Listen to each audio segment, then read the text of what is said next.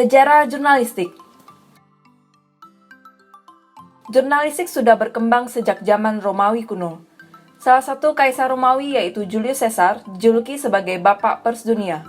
Ia mengembangkan Annals menjadi akta diurna pada masa pemerintahannya. Akta diurna yang merupakan papan pengumuman sejenis majalah dinding berisikan catatan resmi kerajaan Romawi menjadi koran pertama di dunia. Papan pengumuman ini diletakkan di lapangan terbuka tempat rakyat berkumpul untuk diketahui oleh umum. Pada awalnya, akta diurna hanya berisi catatan proses dan keputusan hukum, lalu berkembang menjadi pengumuman kelahiran, perkawinan, hingga keputusan kerajaan atau senator dan acara pengadilan. Orang yang menulis informasi di papan akta diurna setiap hari disebut diurnalis. Selain menjadi koran pertama di dunia, akta diurna juga menjadi asal-muasal lahirnya kata jurnalistik. Diurnal, yang dalam bahasa Latin berarti harian atau setiap hari, diadopsi ke dalam bahasa Prancis menjadi du jour, dan dalam bahasa Inggris, journal, berarti hari, catatan harian, atau laporan. Salah satu negara di Asia Tenggara, yaitu China, juga berperan dalam sejarah jurnalistik dunia karena salah satu mantan pegawai negeri bangsa China yaitu Cai Lun menemukan kertas dari bahan bambu pada tahun 101 Masehi. Penemuan kertas ini kemudian menyebar ke seluruh penjuru dunia dan membuat kegiatan penyebaran informasi melalui tulis-menulis menjadi semakin luas. Selain itu, China juga menjadi negara pertama yang menciptakan koran cetak. Koran itu pertama kali dibuat pada tahun 911 Masehi dan diberi nama Qingpao atau Qingpao yang berarti kabar dari istana. Koran tersebut dicetak dengan menggunakan balok kayu yang dipahat aksara China. Memasuki era industrialisasi, di belahan bumi bagian barat, jurnalistik berkembang pesat di Eropa setelah ditemukannya mesin cetak oleh Johann Gutenberg pada tahun 1450. Kegiatan jurnalistik berlangsung dalam skala yang lebih besar dan lebih cepat. Buku-buku, jurnal, serta Injil dicetak di Eropa. Adapun koran yang berkembang dengan diterbitkan secara teratur seperti yang dilakukan oleh mingguan Avisa Relation Oder Zeitung sejak 1609 di Jerman. Seiring dengan berkembangnya teknologi, jurnalistik tidak hanya digunakan untuk kepentingan publik, tetapi juga untuk kepentingan bisnis dan politik. Kegiatan jurnalistik kemudian dikenal dengan nama pers. Nama pers berasal dari sebuah lembaga yang memiliki kekuatan untuk mengelola informasi dan teknologi dengan modal yang kuat. Meningkatnya jumlah berita dan berbagai informasi menandai zaman baru di era teknologi saat ini, seperti munculnya telegraf, telepon, radio, televisi, maupun internet. Jurnalistik di tanah air kita, Indonesia, dimulai pada masa penjajahan Belanda. Pada masa penjajahan Belanda, sebagian besar berita ditulis dengan menggunakan bahasa Belanda. Namun, pada masa Jepang, perkembangan jurnalistik sangat dibatasi karena para jurnalis pada saat itu membangkitkan nasionalisme rakyat Indonesia. Hal ini dapat diketahui dengan ditutupnya kantor-kantor berita utama di Indonesia. Selanjutnya, pada masa Orde Lama, kebebasan pers cukup tersalurkan. Pers pada masa Orde Lama disebut juga dengan pers perjuangan karena muncul sejak zaman perjuangan.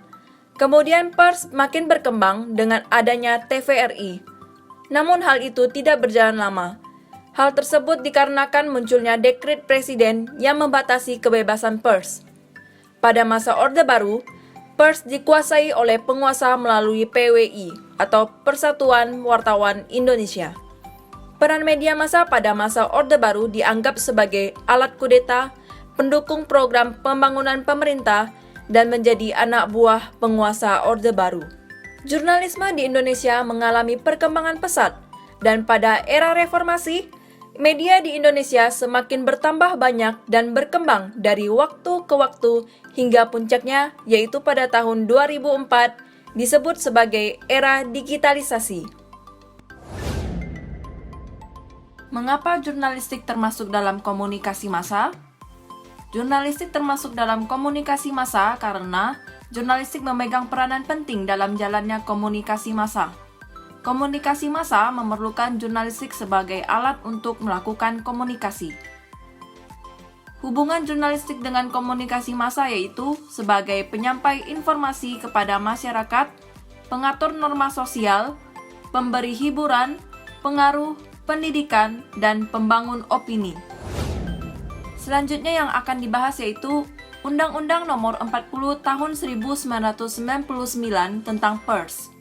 Yang pertama adalah menginformasikan atau to inform. Pers berperan untuk memberikan dan menyebarkan informasi secara objektif dan selektif kepada masyarakat luas melalui media komunikasi seperti koran, majalah, televisi, radio, ataupun media sosial. Yang kedua, mendidik atau to educate. Sebagai sarana pendidikan massa, maka pers berperan untuk memberikan informasi-informasi yang dapat menambah wawasan masyarakat seperti menyebarkan informasi dengan menggunakan ilustrasi yang menarik tentang virus COVID-19. Yang ketiga, menghibur atau to entertain. Hiburan yang disajikan oleh pers adalah hiburan yang dapat memberikan dampak positif dan berfungsi untuk mengimbangi berita hard news. Hiburan yang disajikan tersebut tidak boleh melanggar nilai-nilai agama, moralitas, hak asasi manusia, ataupun peraturan. Yang keempat, pengawasan sosial atau social control. Hal yang dapat dilakukan oleh pers yang berfungsi sebagai pengawasan sosial adalah menginformasikan kejadian atau peristiwa buruk, agar peristiwa buruk tersebut dapat dijadikan pelajaran yang dapat menekankan kemungkinan terjadinya peristiwa seperti itu lagi. Terdapat 4 teori awal mengenai pers dan jurnalistik yang dipublikasikan secara luas pertama kali pada tahun 1956 oleh Wilbur Schramm, Fred S. Siebert, dan Theodore Peterson, yaitu Authoritarian Theory, Libertarian Theory, Soviet Communism Theory, dan Social Responsibility Theory. Keempat teori ini dikenal dengan nama The Four Theories of Press. Teori-teori ini menjelaskan bahwa pers menggambarkan keadaan sosial politik dalam suatu masyarakat. Selain itu, keempat teori ini dikategorikan sebagai teori normatif, yaitu teori yang memberikan gagasan mengenai bagaimana media harus dikelola dan bertujuan untuk melayani kebutuhan masyarakat. Meskipun teori normatif merupakan gambaran ideal bagaimana media dalam masyarakat bertindak, namun dalam pelaksanaannya terdapat berbagai penyimpangan. Teori yang pertama yaitu Authoritarian Theory. Teori ini lahir dari negara penganut politik fasis yang menentukan pemerintah berkuasa secara mutlak. Kegiatan media massa selalu diawasi dan dikuasai oleh pemerintah sehingga pers tidak bebas melakukan kritik atau kontrol kepada pemerintah atau penguasa.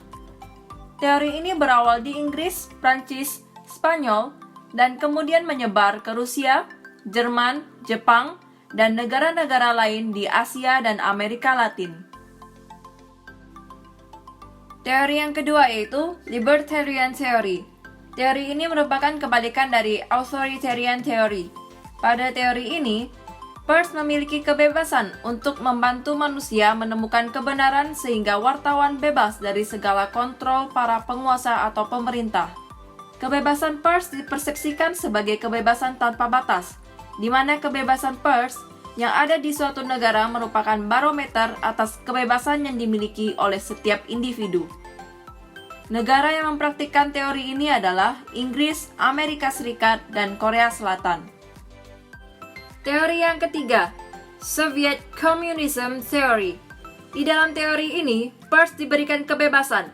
Kebebasan tersebut diberikan untuk menghambat dan menangkal segala ancaman yang datang dari luar. Pers harus menjadi kolektif propagandis, kolektif agitator, dan kolektif organizer, yaitu organ yang menyuarakan propaganda, hasutan, dan mengorganisasikan kelompok. Fungsi pers dalam teori ini adalah sebagai alat untuk melakukan indoktrinisasi massa atau pendidikan massa yang dilancarkan oleh partai. Teori ini dipraktikkan oleh negara Rusia dan Korea Utara. Teori yang keempat yaitu Social Responsibility Theory. Pada teori ini, pers diberikan kebebasan, namun kebebasan tersebut dibatasi oleh dasar moral dan etika, serta harus disertai kewajiban untuk bertanggung jawab kepada masyarakat.